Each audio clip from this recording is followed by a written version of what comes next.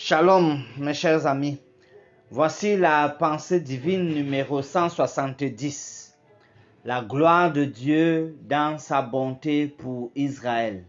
Psaume, le chapitre 68.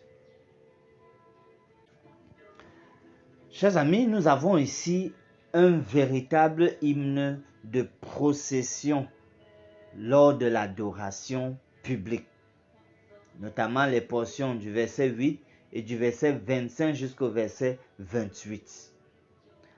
C'est pour la gloire de Dieu, lui qui est le roi de toutes les nations. Dieu siège dans son temple sur la montagne de Sion, à Jérusalem.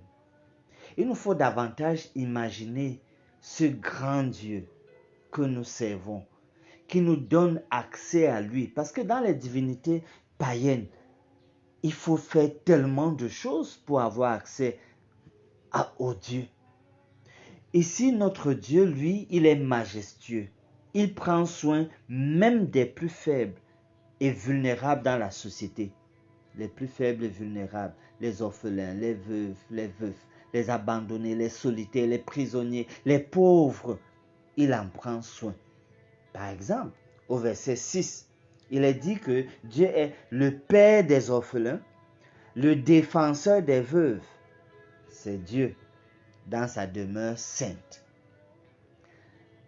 Vous comprenez donc que s'attaquer à une veuve, par exemple à un orphelin, c'est s'attaquer à Dieu parce que c'est Dieu leur défenseur. En termes de bataille de son peuple, il y a au verset 15 la portion de texte qui dit « Lorsque le Tout-Puissant dispersa les rois ».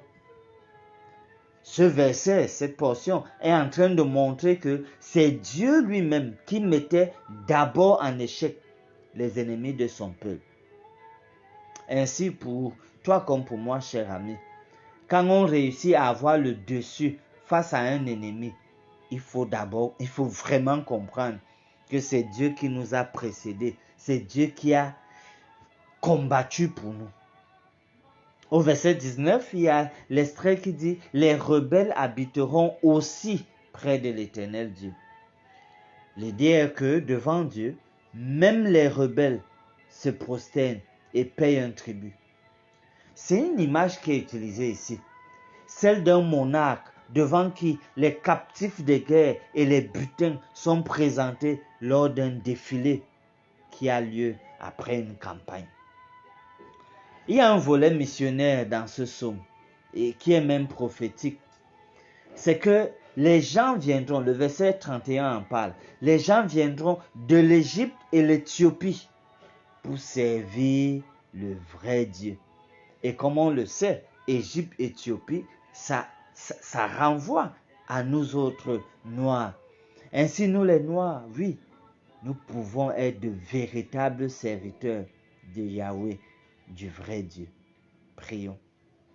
Béni sois-tu, Père très saint, Roi de gloire, Père de notre Sauveur Jésus-Christ. Oui, tu nous as aussi choisis. Et tu peux aussi faire de nous des serviteurs fidèles et véritables pour ta cause et pour ta gloire. Aide-nous donc et bénis-nous dans ce sens, toujours et toujours. Au nom de Jésus, nous prions. Amen.